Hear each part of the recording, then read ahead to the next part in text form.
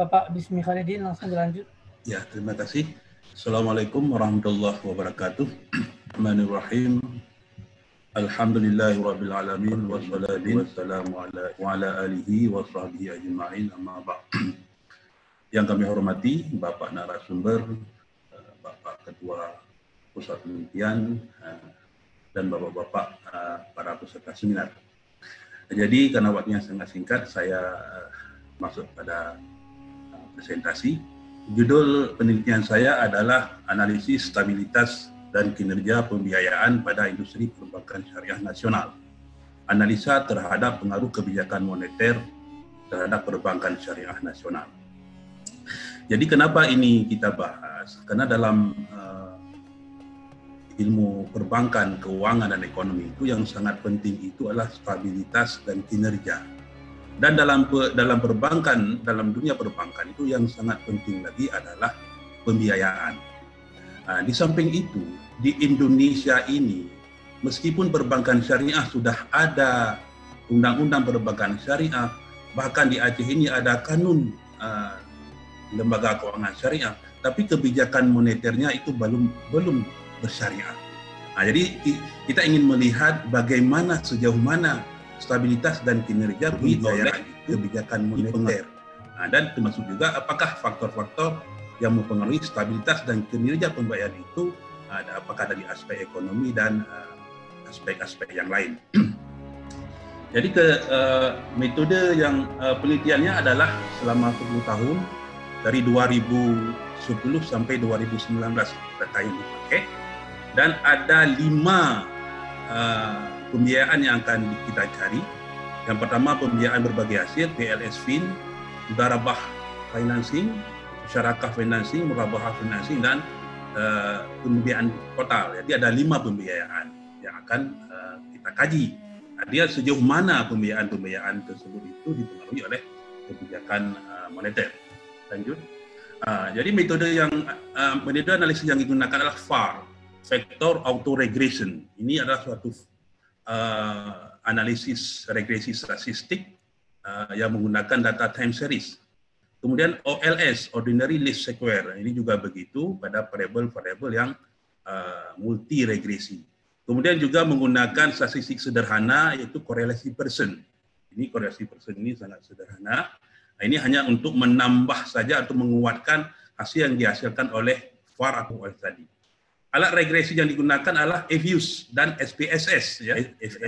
FUSE dan SPSS ini khusus untuk melihat pada korelasi Pearson, dan FUSE ini untuk FAR dan OLS ini. Baik, lanjut. Jadi hasil penelitian ini adalah hasil Gregor causality, ya.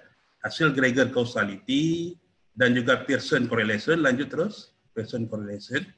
Nah, kita lanjut terus. Jadi hasilnya ini Pearson correlation. Saya langsung pada hasil di ujung, ya, hasil pada kesimpulan. Pada hasil kesimpulan ini semuanya hasil-hasil setiap pembiayaan saya kaji.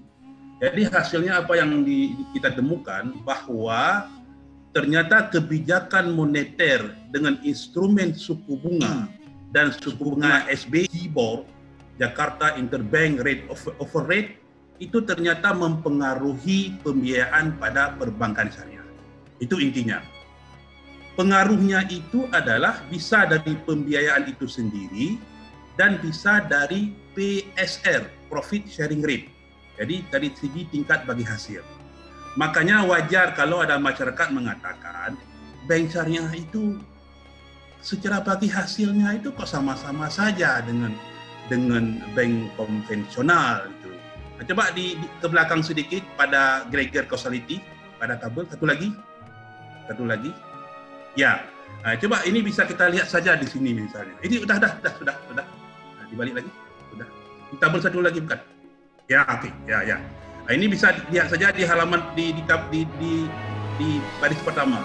PSR FIN does not Gregor cost if not. Jadi di probability-nya 0,0755. Artinya sangat signifikan. Artinya apa? Artinya bahwa ternyata PSR ini juga dipengaruhi oleh kebijakan moneter. Bisa juga dilihat di di baris ke-11, di baris ke-11, CBRWC does not trigger cost PSR fin. Di ujungnya 3 eksponen 0005. Ini apa artinya? Ini artinya 0,0003. Ini sangat signifikan. CBR ini adalah conventional backing rate, working capital. Artinya biaya modal suku bunga bank konvensional itu ternyata mempengaruhi PSR fin, artinya PSR profit sharing rate. Makanya kadang-kadang tidak salah kita melihat fenomena-fenomena yang terjadi dalam masyarakat.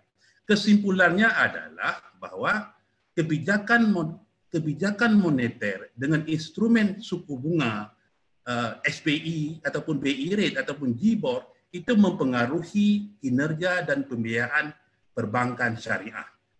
Kinerja dan pembiayaan itu baik dari kinerja pembiayaan itu sendiri ataupun dari segi tingkat bagi hasil yang sering kita kadangkan bagi hasil itu sangat mempengaruhi. Jadi sangat dipengaruhi. Konsekuensinya apa? Konsekuensinya bank syariah itu tidak akan stabil. Kalau terjadi shock nanti, siapa tahu terjadi shock dalam penentuan BI rate oleh Bank Indonesia dalam menghadapi krisis ekonomi, apalagi sekarang sudah pandemi dan sebagainya, itu akan mempengaruhi kepada perbankan syariah. Itu yang pertama. Yang kedua, yang paling itu lagi adalah CPI, adapun di bawah dia di baris ke-16, 17 dan 18 ini, CPI ini adalah Consumer Price Index, itu indeks harga konsumen, inflasi, ya. Kan belum, jangan dia Pak. Ya. Juga ER exchange rate ini adalah kurs. Ternyata perubahan kurs juga mempengaruhi pada kinerja dan stabilitas. Ya. Memang dulu pernah kita dengar waktu 97 itu ada krisis ekonomi tidak terjadi. Ketika 97 bank syariah belum banyak. Tapi sekarang bank syariah sudah besar, sudah banyak. Jadi meskipun sharingnya itu begitu besar, sudah banyak, itu akan mempengaruhi. Begitu juga ICI. ICI ini adalah Indonesian Composite Index. Ini semacam harga saham. Dan ternyata harga saham pun bisa mempengaruhi kinerja perbankan syariah. Jadi kesimpulan rekomendasi saya adalah pemerintah, ini kesimpulannya, rekomendasi pemerintah, terutama otoritas moneter, itu harus membuat sebuah kebijakan moneter yang syar'i, kebijakan moneter yang berbasis hasil. Kalau tidak, maka akan terjadi shock pada instrumen perbankan syariah dan lain-lain sebagainya, itu akan berimbas kepada perbankan syariah itu sendiri. Itu saja, terima kasih. Assalamualaikum warahmatullahi wabarakatuh.